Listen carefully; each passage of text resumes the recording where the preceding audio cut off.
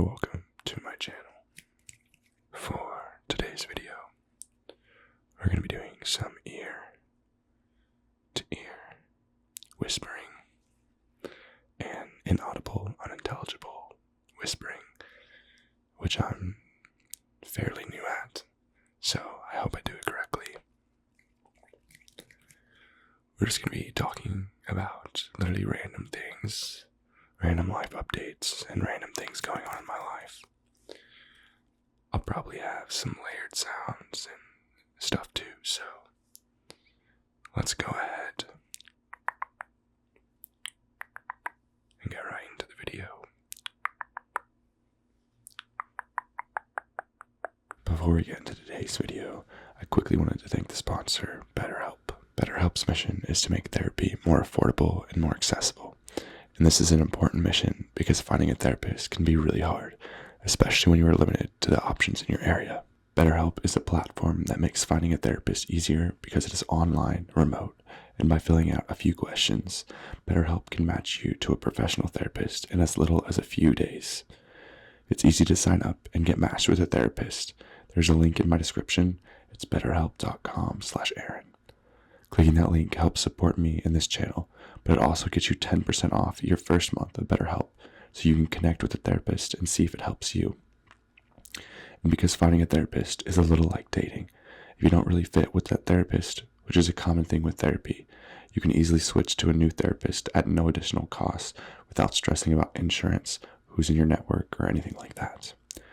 For me, I have struggled with mental health all of my life. I dealt with some pretty bad anxiety, social anxiety. I still deal with it, but I've developed a few strategies. I've also suffered with depression and all of that. So I'm really excited to pursue a journey with BetterHelp myself. I'm excited to sit down and set that up and start meeting with them and seeing if they're able to help me as well. So if you are struggling, consider online therapy with BetterHelp. Click the link in the description or visit betterhelp.com/Aaron.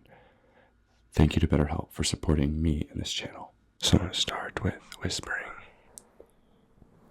And I'm going to give you a little bit of a summary of physical therapy and my grad school and what's to come and stuff like that. So this year is my last year of grad school. It was a 3-year program. I guess I started that back in, what would have been 2021, I think. And maybe it was 2022, I'm not sure. But I did an undergrad degree in health sciences with an emphasis of pre-physical therapy. And I started as a biology major, but then I quickly switched it to health sciences because I hated chemistry. I barely got an A in Chem 1 and Chem 2. And when I say barely, I mean like everybody got 17% on the exams, but he weighted it up a ton so that people would like be able to get an A. I hated chemistry. I don't understand the idea of designing a class where everyone fails, but you just weight the grades. Anyway, I could rant about that, but I quickly, the second year, switched to health sciences because I decided that I wanted to do physical therapy. I didn't really have anything that drew me to it necessarily. It was more just, I liked sports and I thought physical therapy was related to sports. I also wanted something that was like a higher level degree. I feel like I was able to do school well. I don't necessarily like it, but I was able to do it well. I've grown to like it, by the way. I've grown to really love school. But, man, this is kind of hard. I'm also a little bit sick and stuffed up, so like whispering and breathing is pretty difficult. But I switched my degree, and then I knew that I wanted to do early admit to physical therapy school, the grad program, which is basically just you can complete your undergrad. You don't complete your undergrad. You complete your bachelor's while starting grad school. So I was technically a senior in college getting my bachelor's while I was also getting my first year done of graduate school.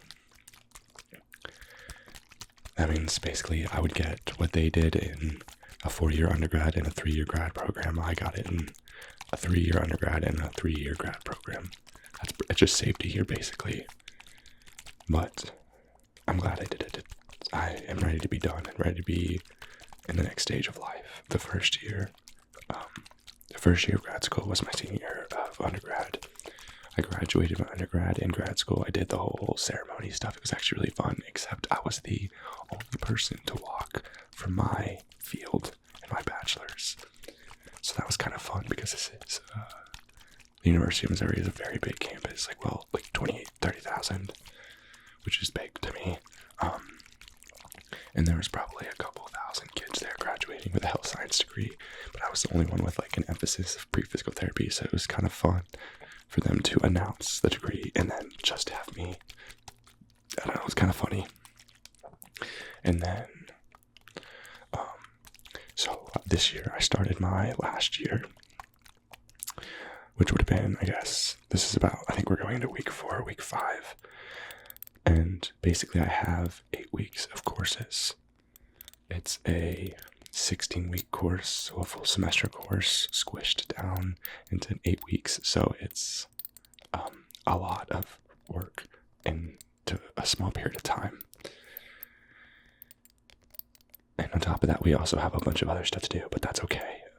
By the end of this 8 weeks, at about mid-October, October 18th or so, I think, I will be doing a clinical, which is like I practice with supervision. Basically, I have a CI, a clinical instructor, and they're licensed physical therapists. They work in the multiple settings of physical therapy, which, by the way, if you didn't know, I didn't either, and neither did most of my class. Outpatient physical therapy, like what you think of, like if you get a knee replacement or you break your ankle or something like that, that's a very small part of physical therapy. And that's not even the part that I want to do. I have nothing against outpatient physical therapy. It's just not really, it's more like a business rather than healthcare. And I'm more interested in the healthcare. So I really want to do like administrative healthcare, health policy, and do management, upper management type stuff of like a hospital or a clinic or something like that. Anyway, I'll be in that clinical for about 9 to 10 weeks. So October to December. And then I'll have a 2-week off break for the holidays. And then I'll move on to my next clinical. This one coming up in October is acute care. So I'll be working with patients in a hospital setting, trauma, they just had a surgery or they just had an accident or something like that. So that's going to be a lot of fun. But the next clinical, which starts in early January and goes to March, will be school-based pediatrics. So I'll be working with kids in a school setting, like an elementary school. I'll be going to a couple of different schools around the area, I believe. And the same thing, I'll be working with a licensed therapist supervising me. And that's going to be a lot of fun. I don't know what to expect. My friend did one similar, but I'm not really sure what else to expect. But that's going to still be a lot of fun. Oh, a lot of fun. And then after that 8 weeks, I am pretty much done with after this 4 weeks, I'm done with coursework. And then it's literally just the clinicals. And then when I get back from the clinicals, it's going to be 8 weeks of boards prep. Boards prep, or boards, is basically our licensing exam. It's what we studied 3 years for. You have to pass a compensatory, or I guess at least competence exam in order to get your license. And it reviews everything we've gone over. And you need a basic level of knowledge and a foundational level of knowledge to pass the licensing exam. You have to have gone to grad school. And if you don't pass the exam, which is not uncommon, you don't get to be licensed. But you get to retake it at some point in the future. Like there's like a 2-month break that you get to try to retake it. And if you fail that, then you can keep retaking it. I think up to 6 times.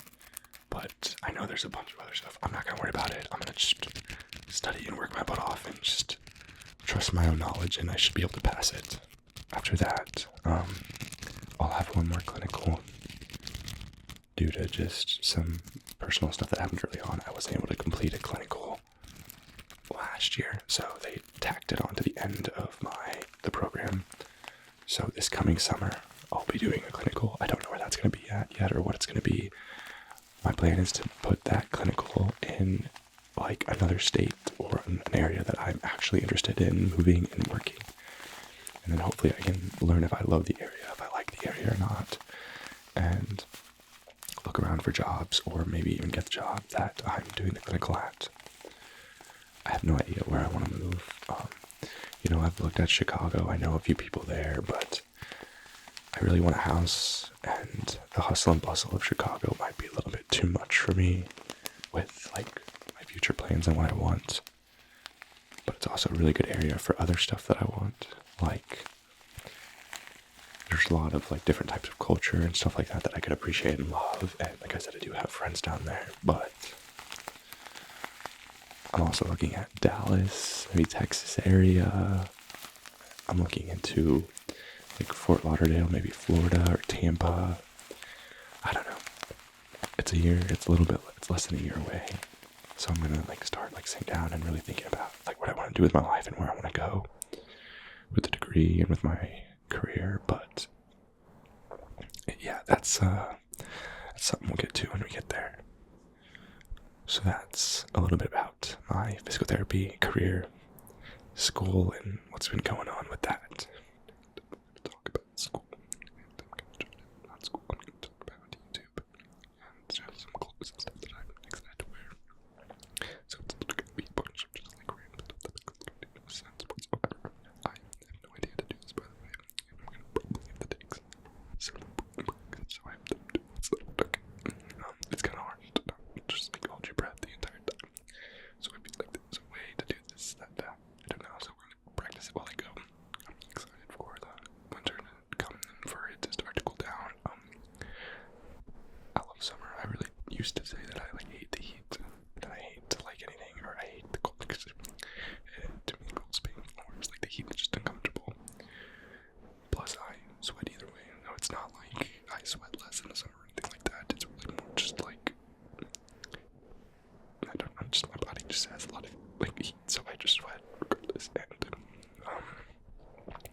I've started to really get into like clothing and sweaters and long stuff that you can't really wear in the summer, especially at least here, because of how hot it is. And that's what I'm really excited and looking forward to with the winter is that I bought a ton of clothes last year just because I was really starting to get into it, like pants, sweaters, and jackets, and other like new layers and stuff like that. I was really getting into that last year, and it's something I still want to like keep interested in because like I understand that it's just clothes, like whatever, but it's something that's about fun. It's a really fun way to express myself and like all that stuff. Like I love it.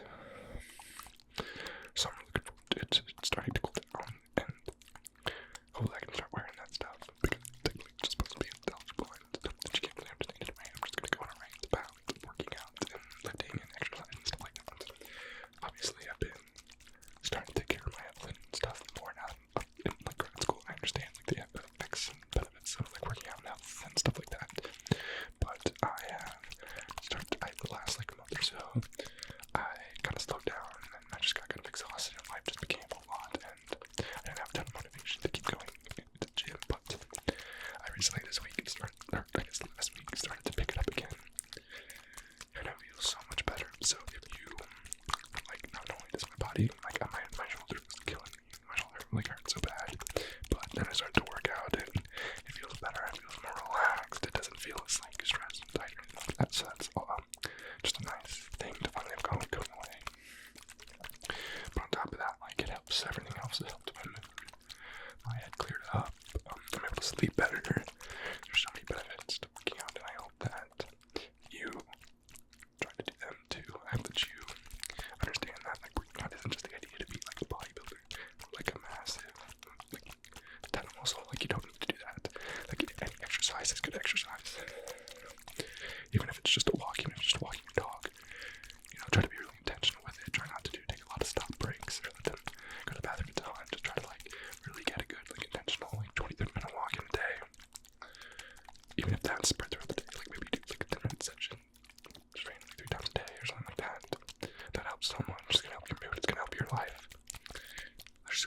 many benefits to it. So please try to like be involved in working out and take care of your health and mental health as well. It's so good for you. So yeah, that's something that I've been like working on and figuring out and getting back into. If you ever want any advice, or if you want to know like what I work out or what I do to like lift and do exercise and stuff like that, I did kind of actually make like a new Instagram page that literally I post like a daily workout every now and then. But on there you can kind of see what I do for like Monday, Tuesday, Wednesday, Thursday, Friday, like chest, back, legs, or whatever, and all that stuff. And if you have no idea where to start, I encourage you to go look at that, or just go look at anybody. The main thing is just not to be overwhelmed. Just kind of go in the gym with a plan. I think that's the best way to do it. Don't just go in there and then like have no idea what you're doing. Like try to do a little bit of research beforehand. Like write some stuff down. Watch some videos to make sure you know what you're doing. That's gonna make you feel a lot better about it, and you're not gonna be so worried about if you look like how you look or how other people. Like you just don't have to worry about other people. If you feel like you have somewhat of an understanding of like what you're supposed to do and what you're like going on in there. So I know I'm a physical therapist, and that's probably have some bias, but you should definitely work out and try to stay active. Yeah. The next thing I kind of want to talk about is just another rant, and just another thing is I'm going to talk about kind of like the future of like YouTube and my YouTube career and like what I want to do with it. Especially now that I'm getting close to the end of grad school, and I'm probably going to have to start working like a full-time job. And with clinicals coming up, I'm also going to be working a full-time job. That's going to be like 40 plus hours a week. So, yeah, my plan is to, I've reduced the schedule for videos, which has helped a ton. I went from 3 videos a week, Monday, Wednesday, Friday, to Wednesday and Sunday, I think. Wednesday and Saturday. I think Wednesday and Sunday. But that has helped so much. It gives me so much motivation to make the next video. It gives me time to think about like what a good video is and what videos I want to do. So that's been helping a lot, and that's what I want to keep up, even with clinicals and even when I do my full-time job. Honestly, I love YouTube. I've become to start being really engaged and fascinated and love my career with physical therapy, but I love YouTube, and this is like a dream of what I would love to do. It's not there yet. I definitely don't make enough to live off of it by any means, but it's still something that like I truly enjoy. I love the idea of interacting with you guys and helping people in this way as well. I love editing and equipment and these new mics. Like I love making videos ever since I've gotten these mics. And I want to keep making these, and if at any point in my life this channel becomes a source of income in a way that I can live off of it, that will be absolutely incredible. But we're not there yet. I don't want to get ahead of myself. And that's just kind of what I've been trying to do with this channel. Early on, I just got excited and was like, man, I just want to blow up. This is all I want to do. But I got a little overzealous, and I really just needed to, the video quality that I was doing, it was starting to get more like gimmicky, and it was more of like what I thought the audience would want. And it wasn't really videos that I was necessarily passionate about. And that's not fun, because if I'm not enjoying the videos that I'm making, then the video quality just isn't going to be that good anyways. And I'm going to get burnt out, and I don't want to get burnt out, because I literally love making videos. And yeah, I'm not that worried about burnout, because like I could go on a stretch of making like 4 or 5 videos that they don't feel like me, but I know that you guys like them, or I think that you guys might like them.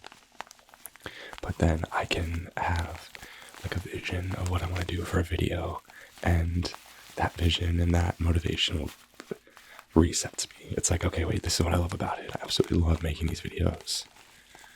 And I love it when you guys appreciate and love the videos that I put a lot of thought into. So like this one obviously isn't a whole ton of thought outside of like thinking about what I want to talk about.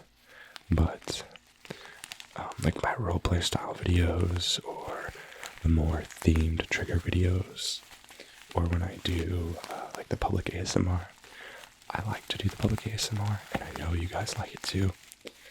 It just feels less creative on my end, because, I mean, the creative part is, I guess, coming up with a location and getting good camera angles and audio and stuff like that, but there's less that I can do from like an editing standpoint, or like a camera angle or mic setup or anything like that, because, you know, I don't really have to do anything. It's just kind of like I go to the location and I make the video. Whereas for these types of videos and other types of videos, I need to like decide if I want multiple camera angles. I decide where to put the camera. I decide what I want for my background. I decide what I want to talk about, what I want the video to be. And that is just like so fun to me. And that is something that I want to keep up.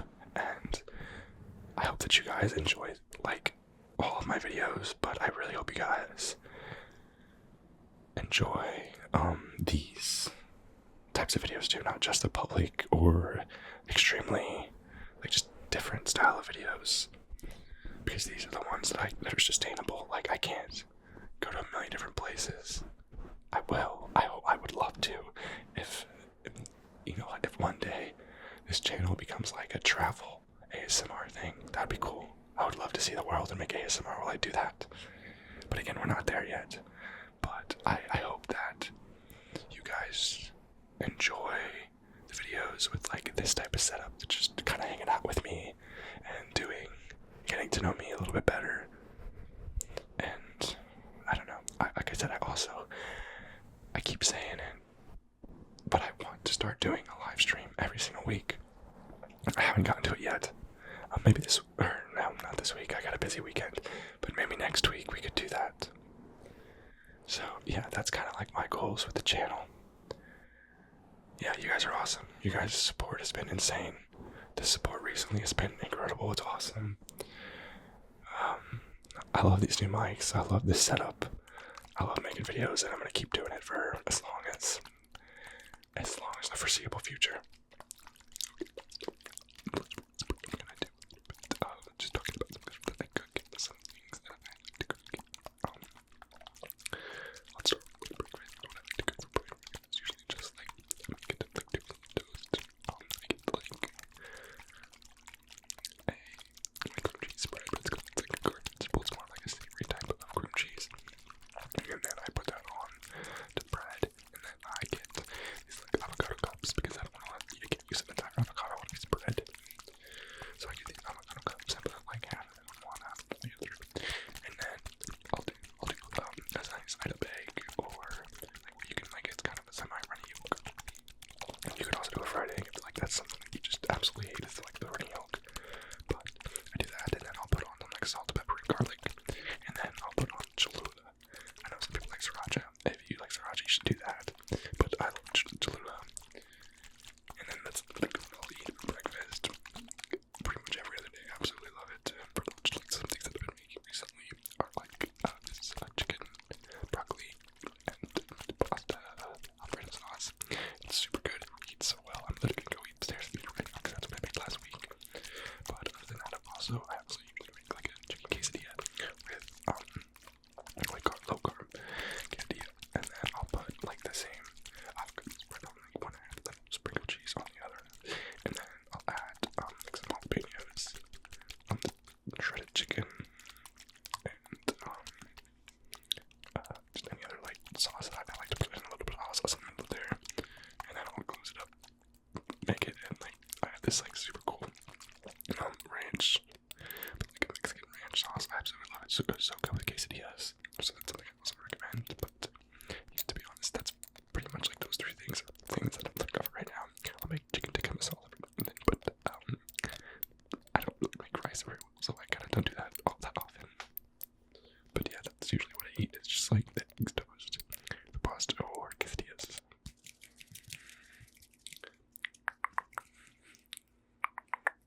Thank you guys so much for watching. I hope that you enjoyed this whispering and inaudible video, and I hope that you you guys enjoyed the layered sounds. Thank you so much to BetterHelp for sponsoring today's video. Make sure to check them out and look at all the information that I said earlier. I really love and support what they do, and I'm excited to start it myself. But yeah, thank you guys so much for watching.